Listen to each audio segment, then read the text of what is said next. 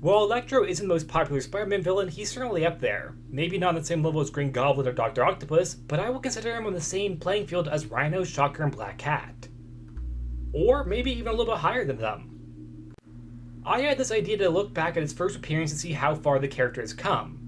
I'm not sure if this will be fun for you guys or not, but I had fun making this video, so I hope you like it too.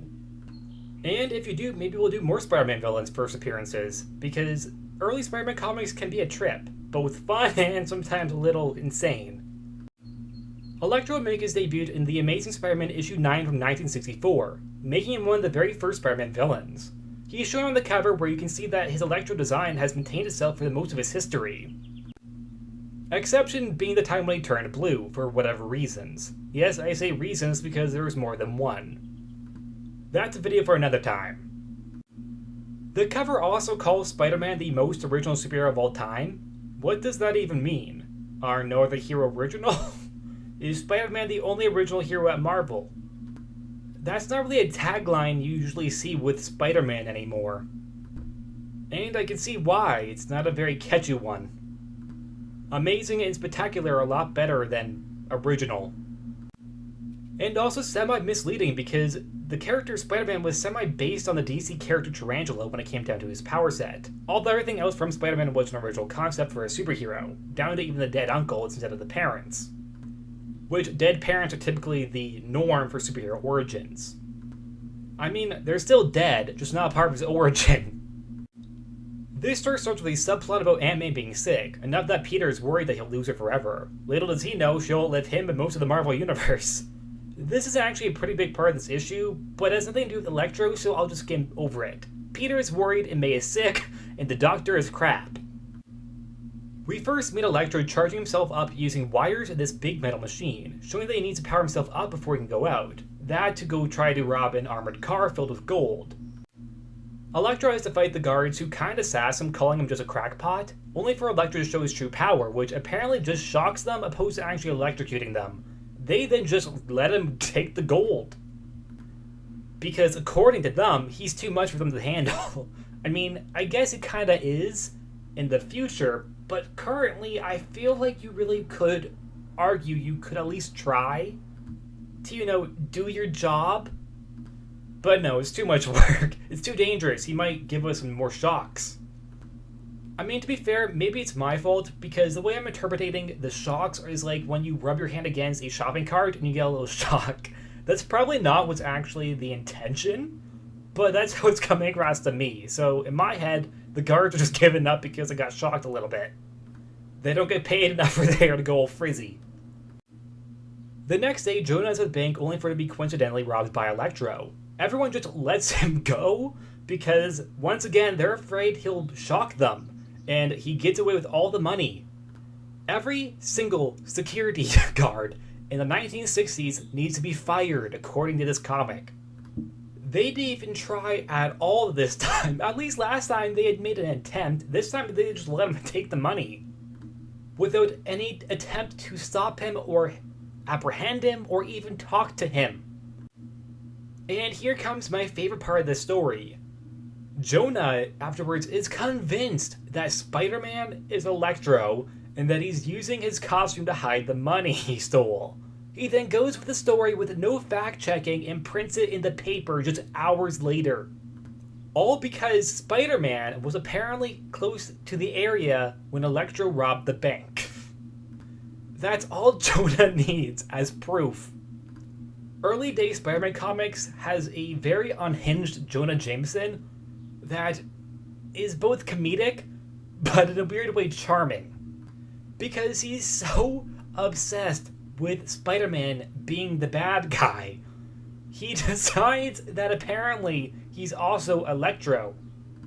There's just a slapstick energy there that is, in my personal opinion, a very charming feeling from these older comics. Although, of course, it's not going to be for everybody. And I'm sorry if it's hard to understand me because I am laughing, but I'm having a really good time because this part of the story really just got me. Afterwards, Spider-Man finds Electro robbing another bank. Another one. where he takes photos of it before trying to fight him, only for Electro to give him the biggest shock yet, enough that it takes him out for a little while, long enough for Electro to get away. Which fuels Jonah's belief that Electro is Spider-Man, because they weren't in the same place when the police showed up. I don't think that logic really tracks Jonah, because why would Spider-Man stay in the same place if he was the one who robbed the bank? But no. Electro is Spider-Man, and Spider-Man is evil. Afterwards, Electro reads the paper saying that Spider-Man is Electro, which leads him into openly explaining his origin out loud just to himself. Which is a very common thing for 60s Spider-Man villains for some reason. They just love to monologue. He's Max Dillon, a former electrician who one day on the job fixing a telephone pole was hit by lightning. This, of course, being the Marvel Universe, he didn't die, but instead got electric powers. The reason as to why he becomes Electro, however, is a little simple, saying that he just wants the dough. 60s slang for money. But if he has electric powers, why not just simply take away the power from the city and hold it hostage for a fee? I think that would be a much faster way of getting the dough. Why am I trying to help Electro out getting his money? Also, as time goes on, the character's name will be retconned to now be Maxwell Dillon, opposed to being just Max. And his origin's also been fiddled with a couple of times. We also see that he starts the game by breaking out prisoners, and he thinks they'll just listen to him. He's not wrong, by the way, because they do. But the guards for once actually try to do something. And a riot breaks out. Aunt May during all this had an emergency surgery. Why the hell does she need surgery? I thought she just had an aggressive flu or cold. I wouldn't trust this doctor. Why did she need surgery? Betty also seems more worried than Peter does for some reason. She came as support since at this time Betty was Peter's main love interest. I'll be honest, I've never really been a big fan of Betty and Peter together romantically. I think they've always been much better as friends. Or even just co-workers. Either way, she's currently in the hospital with Peter after May's emergency surgery. Trying to comfort him, although it kind of seems like he's comforting her because, for whatever reason, she's more distraught than he is. News of the prison break gets out and Spider-Man swings by in front of Jonah, which confirms that he is not Electro, since Electro is still inside.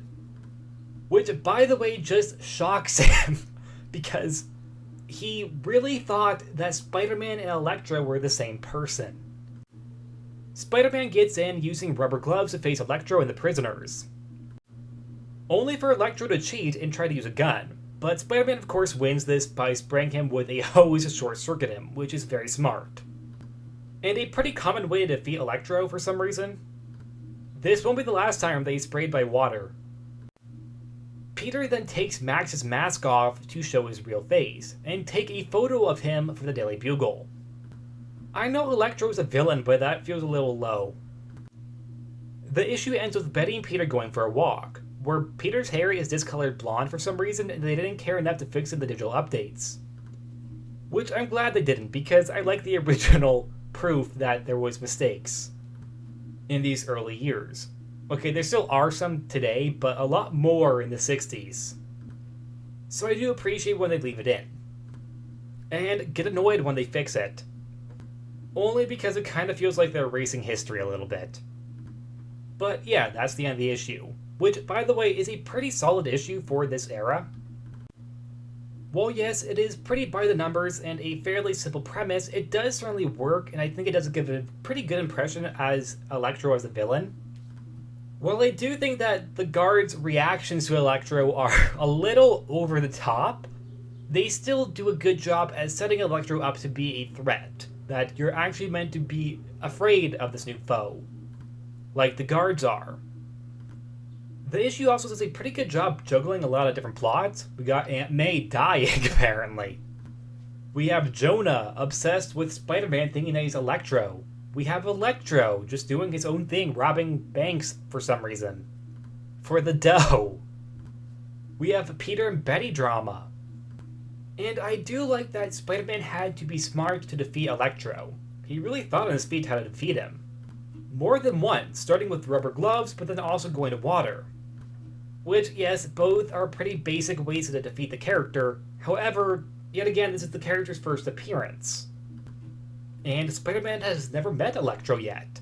So, in my personal opinion, that kind of makes it a lot better as to how Spider-Man outsmarts him.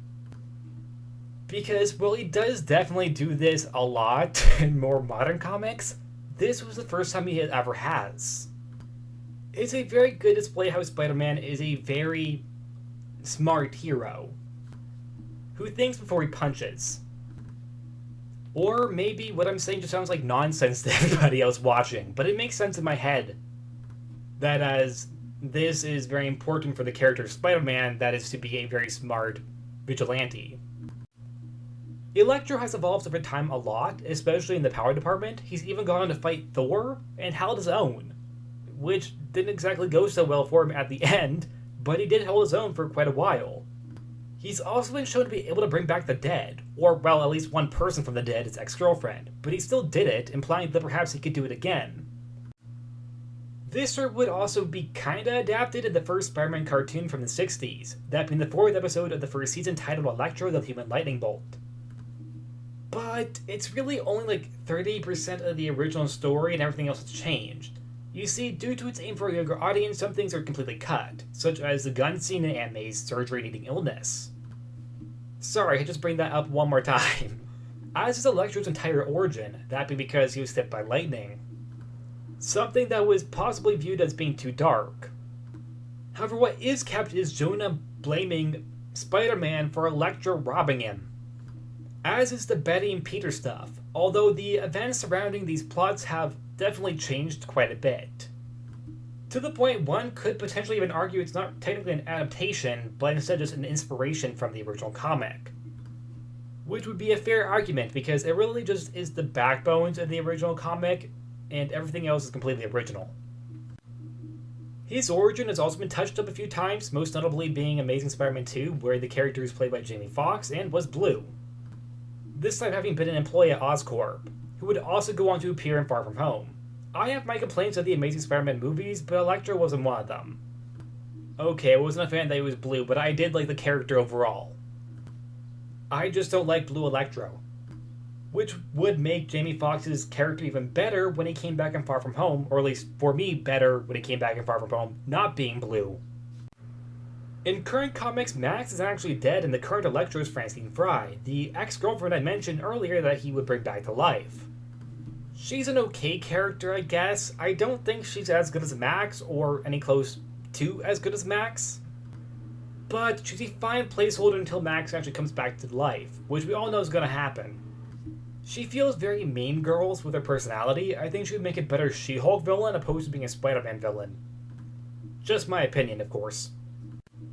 In conclusion, Electro is a very fun Spider-Man villain who is not given the credit he deserves. Or usually doesn't. I had a lot of fun making this video, and I hope you had a lot of fun watching it. I might make similar videos to that of Mysterio and Kraven the Hunter in their first appearances. That is if you want me to. If you don't, okay, then you don't.